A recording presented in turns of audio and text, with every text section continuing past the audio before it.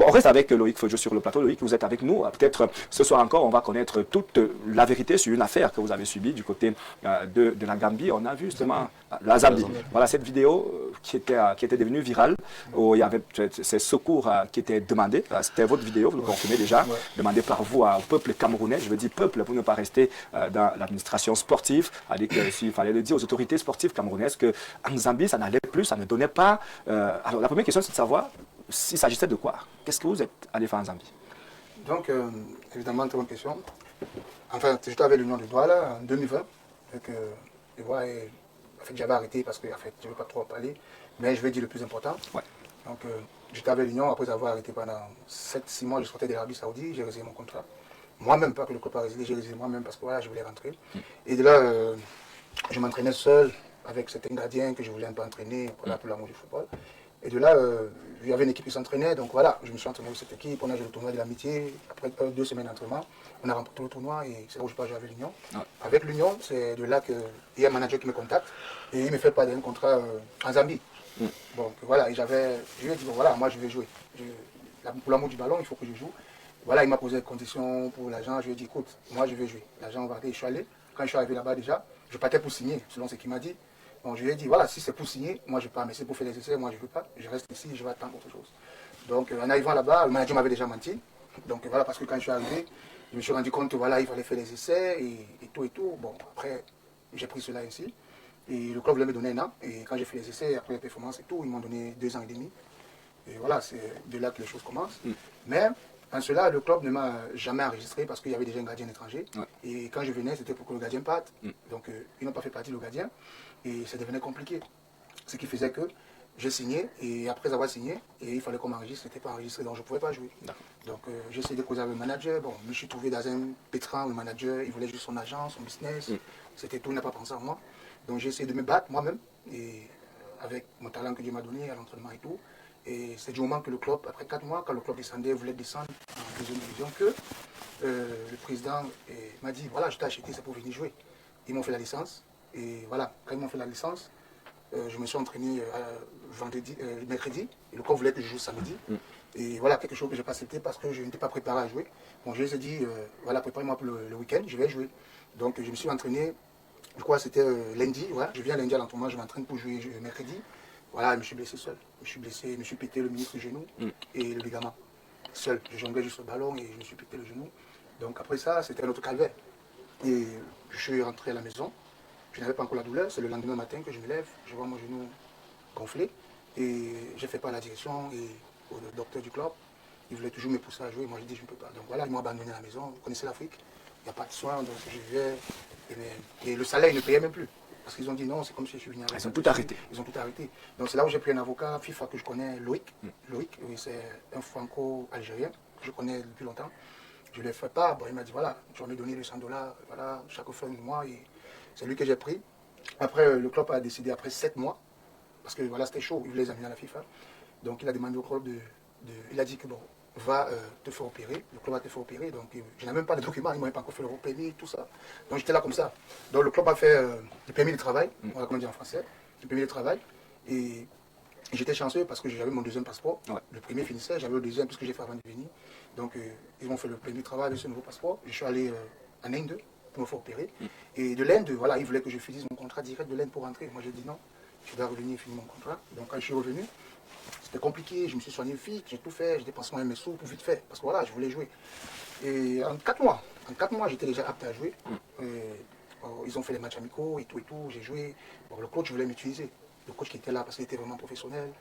Parce qu'on avait chassé celui qui était là avant, on a fait venir un nouveau, il était vraiment professionnel. Donc je me poussais aux entraînements, je m'entraînais 3 fois par jour, 3 fois par jour pendant 4 mois pour revenir. Donc c'est de là que le coach a tout fait pour me mettre dans les boules, mais les dirigeants. La direction n'était pas, refusé, parce que voilà, j'ai pris un avocat FIFA pour avoir gain de cause et tout, donc voilà, c'était un peu énervé.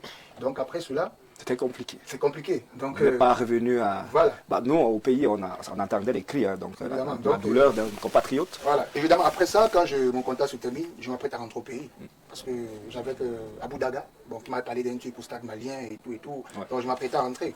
Donc j'ai rencontré un manager comme il voulait d'abord que je vienne là-bas en Zambie.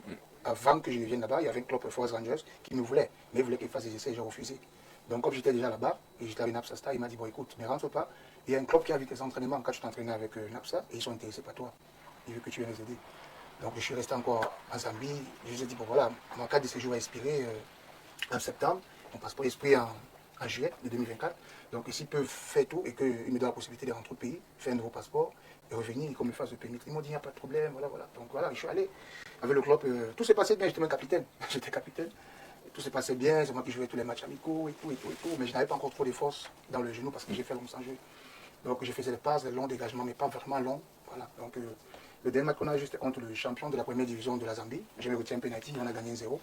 Donc on devait se reposer dimanche. Et lundi, c'est où je devais venir signer le contrat et partir au pays jeudi pour faire le passeport et revenir et faire votre permis. Donc c'est là où le club m'a dit... Tout a basculé. Ouais, tout a basculé. Ils appellent le manager en question pour lui dire non, voilà, on ne peut pas faire signer Maxime parce qu'il m'appelle Maxime. On ne peut pas faire signer Maxime parce que c'est comme s'il est encore blessé. Donc le manager il dit mais petit entraîneur avec vous, ça fait 1 mois.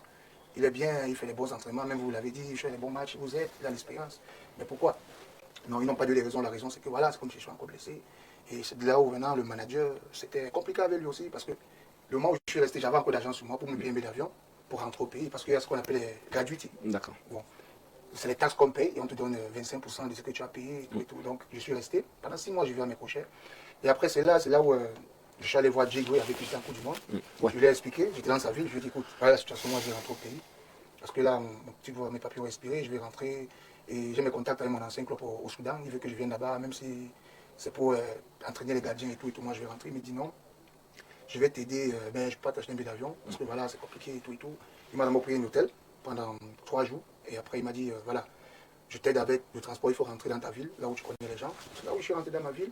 J'essaie de contacter des amis. Tu as commencé à appeler. Évidemment, tous les contacts, tout mon bout, comme on dit, ton carnet d'adresse. Tu as touché quand même les grands de ce pays aussi. J'ai touché, comme je dis, je ne veux pas citer les noms, j'ai touché tout le monde. Ne citez pas les noms, mais vous avez touché. Et puis c'est entré dans la presse. Il y a des promesses, il y a même d'autres qui me disaient non. Parce que est-ce que tu as reçu quand même des aides, ces autorités, au niveau du Cameroun?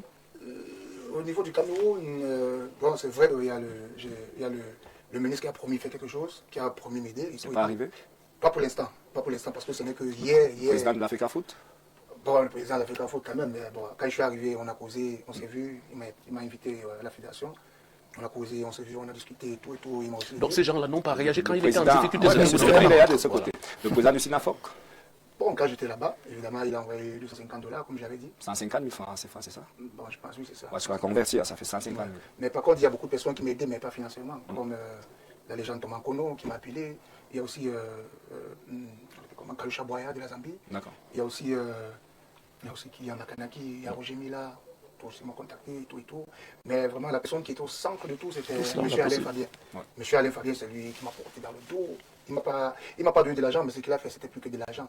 Donc il était là pour moi, il était là à 2h du matin, 1h du matin, 3h du matin. Alors, les personnes avec qui tu as causé t'ont quand même promis des choses qui ne sont pas arrivées jusqu'à l'heure. Évidemment, j'ai causé avec des gens de 2023 jusqu'à la période où j'ai fait la lettre. 2023, donc mon premier billet d'avion, ils ont refusé d'envoyer parce que voilà, tu marches avec elle, c'est là, je n'envoie pas. Donc, vous êtes au Cameroun, c'est déjà peut-être la meilleure chose, hein, peut-être le pire, de passer un Camerounais. Je tenais déjà à remercier cette Allons-y, oui. Je voulais remercier Gandeux parce que c'est lui qui m'a aidé. Finalement. Pour rentrer au pays. Oui, c'est un Gandeux que j'étais en contact avec lui, il m'avait déjà aidé en Zambie avant que je fasse la vidéo. Il y a aussi son excellent Roger Mila qui m'a aussi aidé. Il y a Thomas, la légende Thomas Kono et Siri Makanaki. Et Carlos Kamini, Munga Maleu, et les gens qui m'ont aidé, vraiment, qui étaient là pour moi. Financièrement, moralement? Financièrement. D'accord. Il y a des noms qui manquent. Non, il a cité les noms de ceux qui l'ont aidé. Il a cité les noms. Au Cameroun. Il a rencontré d'autres personnes. La preuve, vous voyez, il a repris un tout petit peu cette vidéo que nous avons tous regardée. D'accord. Merci Loïc. C'est un témoignage assez émouvant, je crois. Beaucoup attendaient à la sortie sur Info TV. Merci d'être passé. On en sait un peu plus dans cette histoire. Adams Poumé, vous avez une réaction? Écoutez, c'est très lamentable et c'est très difficile de se retrouver dans une situation pareille. Parce que quand vous avez fait l'étranger et que vous vous êtes retrouvé à l'extérieur dans ces conditions, vous passez des moments très difficiles. C'est bien, c'est un sportif, c'est un footballeur. Il y a des gens qui ont bien voulu l'aider et d'autres qui vont l'aider parce que le plus important c'est déjà de revenir au pays et la suite. Parce que, est-ce qu'il est encore en activité? Est-ce que c'est pas tant que peut-être il passe ses diplômes au niveau de la DTN? Est-ce que c'est pas peut-être... Bref, je pense que sa rencontre avec le président de la Fédération camerounaise de football pourra peut-être lui apporter beaucoup. Est-ce qu'il y a espoir, lorsque vous avez causé avec le président? Avant de parler pour l'espoir, j'ai oublié personne, il y a aussi André Onana. On a d'ailleurs vu sur une photo. Avec qui j'ai causé depuis longtemps. D'accord. Bon, en parlant de l'espoir, donc je vous dis le but de la fête. Vous voyez, certaines personnes racontent n'importe quoi là, sur les réseaux sociaux, ils disent n'importe quoi. Moi, j'ai toujours été quelqu'un de vraiment discret dans ma vie. Donc voilà. Et parlant de l'espoir, bon, le but de la vidéo, monsieur André le connaît, je vais pas trop parler. J'ai un manager avec qui je travaille, que j'ai aidé dans le passé, a fait signer 3 joueurs dans mon club au Soudan. Et il voulait me proposer de l'argent pour prendre 10 000 $, je n'ai pas pris. Et je l'ai contacté en 2024, je n'ai pas aidé ma situation, c'est un Brésilien. Et plus que les choses, il fallait vraiment que ça pousse. Donc je n'avais plus le choix de faire cette vidéo parce que j'ai quelque chose qui me propose. Et c'est un contrat, c'est pas pour faire les essais. Ah d'accord, voilà, c'est le but, il faut se relancer, finalement. D'accord, merci. Fidel Castro. Moi, mon propos ne va pas entrer dans les questions de ceux qui ont aidé ou pas. D'accord. Moi, mon propos, c'est au niveau de la gestion de la carrière, mais aussi sur le statut de footballeur ou encore de sportif de haut niveau. Parce que je pense qu'un sportif de haut niveau ne doit pas se retrouver dans certaines situations. Il est peut-être temps que dans notre pays, c'est depuis dans les tiroirs de l'administration qu'on sorte notre statut de sportif de haut niveau. Pour savoir, il a droit à quoi avant, pendant et après sa carrière. Ça va permettre que, quand je suis un sportif, que je sais exactement ce que je dois faire. Et de l'autre côté, il faudrait qu'on commence à préparer la conversion pendant qu'on est encore footballeur, pendant qu'on est encore sportif de haut niveau. Nous avions la chance, Adam et Eva, de côtoyer tout ce beau monde. Moi, je suis désolé, mon frère, mais on ne parle pas de... Non, je vous comprends. Je vais essayer de d'accord. Donc, parce que, je vous dis, quand je m'entends, moi, je ne peux pas couler des larmes. Parce que quand on a une gestion de sa carrière, il y a des situations dans lesquelles on ne peut pas se retrouver. Vous me comprenez? Quand on est un sportif de haut niveau, et quand on est entouré, on sait exactement où on va. Et arriver à ce niveau, pour moi, ça me pose un problème de la gestion de la carrière internationale des sportifs de haut niveau. Parce que prendre part à une Coupe du Monde fait de nous un sportif de très haut niveau. Et se retrouver à ce niveau-là, ça me pose fondamentalement un problème. Et je pense que son exemple doit servir à l'ensemble de tous ceux-là qui aujourd'hui sont des sportifs de haut niveau pour leur dire plus jamais ça. Parce que, dites-vous, Adam est un manager. Yannick Efa est l'un des journalistes les plus suivis. Pour moi, c'est l'un des plus brillants. Effectivement. D'accord. Non, moi, je ne suis pas sur le des fleurs aux gens. Mais je dis que si demain on me dit que Yannick Efa se retrouve en Tchétchenie pour une Coupe du Monde et qu'il est incapable de rentrer, je peux dire Yannick Efa, c'est pas toi qui vas te retrouver dans ce genre de situation. Et déjà pour Etienne, très rapidement. Loïc, moi j'ai eu la chance, Loïc, j'étais à la Coupe du Monde 2014, j'étais au Brésil, je vous ai vu à l'entraînement, je vous ai vu à l'hôtel, je vous ai vu pendant les matchs. Quand j'ai regardé cette vidéo, j'étais choqué. J'étais choqué parce que je n'arrivais pas à comprendre Loïc que j'ai vu en 2014 au Brésil, en Coupe du Monde, dans l'équipe nationale du Cameroun, se retrouver dans cette situation. J'étais un peu choqué et je collabore avec les propos de Fidel Castro parce que ça fait une vingtaine d'années que je suis dans le management sportif. J'ai vu des jeunes naître, grandir, briller et sombrer. Ça ne devrait plus arriver. Ça ne devrait plus arriver. On est dans le cadre de conseil. Oui, allez-y. Bon, déjà, moi, je vais essayer de répondre positivement. Moi, personnellement, il y a des choses que j'ai faites dans la famille, avec mes frères et mes soeurs qui n'ont pas abouti. Vous comprenez? Moi, je ne veux pas dire, il n'y a pas de personne, que ce soit au Cameroun, qui va dire, moi, je t'ai fait ça. Je n'ai jamais été un fêtard. Vous comprenez? J'ai commencé à investir en 2017. D'accord. En 2017, et ça n'a pas marché. Je ne vais pas exposer quelqu'un de ma famille. Exactement. C'est pas le but. Quand tu l'as même dit, c'est bon. C'est pas le but, Loïc. J'ai fait des trucs que si ça marchait, je ne vais pas me trouver dans cette situation. J'ai perdu beaucoup de millions, vous comprenez? Beaucoup. Et quand j'ai joué au Soudan, je ne gagnais pas beaucoup, j'ai gagné 10 000 $, que je n'ai même pas pu toucher mon nouveau renouvellement. Et la première année, j'ai gagné 5 000, après 7 000. Donc j'essayais d'économiser l'argent et j'ai commencé à vouloir investir en 2017. Bon, ça ne s'est pas fait. Après, je ne vais pas cracher sur les gens, je prends la responsabilité. Parce que tout le monde dira, c'est moi. C'est moi qui est là, c'est moi qui nettoie, c'est moi qui sont là. Et mes amis en savent. Mon meilleur ami, il sait, parce que tout ce que je faisais, j'ai toujours les copies, j'ai tout ce qui est auprès de moi et monsieur allait me donner tout. Parce que j'ai toujours les preuves, je parle avec eux. D'accord, voilà. Merci Loïc. Il y a beaucoup de personnes, d'ailleurs on est heureux que vous soyez au Cameroun et c'est un moment de lancer l'appel à tous, du moins aux âmes de bonne volonté, ceux qui connaissent Loïc, ceux qui connaissent bien sûr la valeur de Loïc, mondialiste 2014, Coton Sport de Garoua et bien d'autres clubs dans le football camerounais. Il est là, c'est maintenant qu'on peut justement lui apporter également ce soutien pour qu'il rebondisse. Il y a déjà